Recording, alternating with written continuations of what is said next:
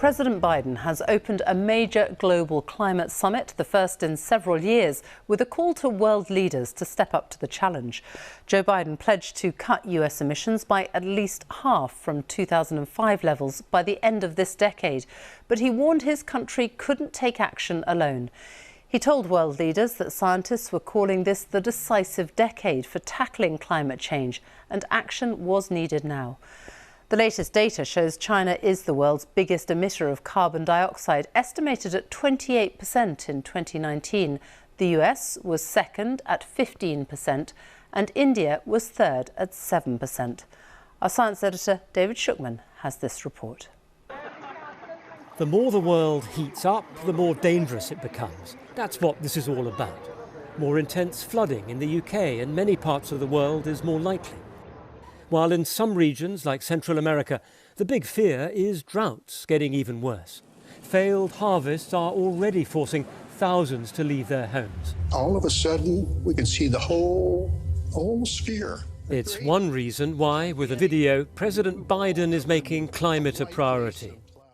We know just how critically important that is, because scientists tell us that this is the decisive decade. This is the decade we must make decisions that will avoid the worst consequences of the climate crisis. This virtual gathering saw the leaders of the world's biggest economies and some of its most vulnerable nations all calling for action on climate change. We're suddenly getting a flurry of promises, counted in different ways but all significant. The United States to cut its emissions by up to 52% by 2030, the European Union 55% by the same year, and the UK 78% by 2035.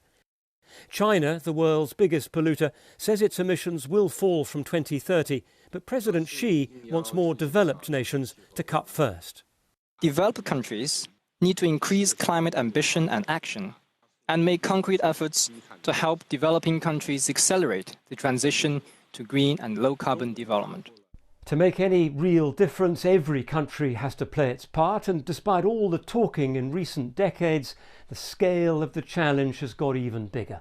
That's because human activity every year emits something like 50 billion tonnes of the gases that are heating up the atmosphere. Now, scientists say that needs to come down by nearly half by 2030 to have any decent chance of keeping a lid on the rise in temperatures. And emissions should then fall to basically zero by 2050. But at the moment, the world is not heading in that direction. So what's likely to happen? Well, electric cars are on their way. We're going to see far more of them.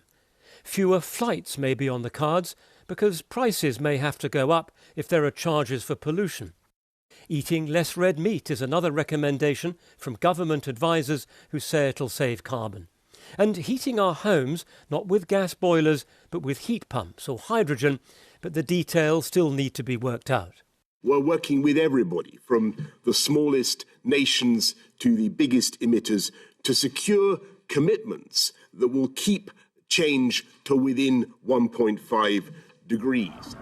But for younger people, this is all too slow. This Earth Day protest was in Indonesia, and American politicians got a similar message from Greta Thunberg. We, the young people, are the ones who are going to write about you in the history books. We are the ones who get to decide how you will be remembered. So my advice for you is to choose wisely. Already, green technologies are becoming far cheaper, but the transition to a zero-carbon world will need a lot more political will and help for the countries most at risk. And all of that still needs to be negotiated. David Shukman, BBC News. Our North America editor John Sopel is at the White House for us. So the world's second biggest CO2 polluter, can President Biden do this new target? Well, Sophie, there's no doubt that the goal he has set himself is ambitious. It marks a distinct break with the Trump presidency, who pulled America out of the climate change agreement, and is much more ambitious even than when Barack Obama signed up to the climate change deal in 2015. So those are the optics of it. But it's also going to require a change in American people's behaviour.